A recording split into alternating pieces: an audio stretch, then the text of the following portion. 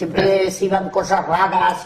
Lleva un vuelo que tenía, no sé, decían que tenía poderes, que cuando venía una tormenta, cogeba y se mete una tronada, bueno, tronada, tormenta también se decía, que se metía a hacer cruces y cosas y desviaba, marchaba la tormenta de otro sitio, y que tenía cosas así.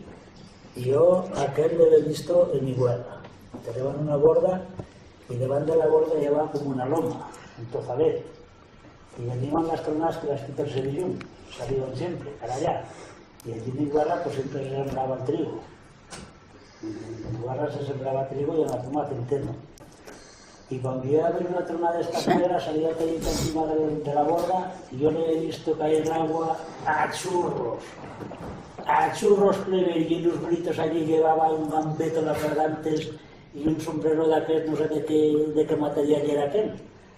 Y se sacaba el sombrero, se estiraba de esperas, y que me pueden es contrarios, y que me pueden, y venga gritos, y venga a rezar allí, y le decía a la tormenta, marcha para allá, te la punta del senca, que no le pones mal a nadie. Y muchas veces aquella tormenta se daba la desaparecía. a San Martín, reculaba. que las puntas mediodía y el senca quedaba blanco. ¿En serio?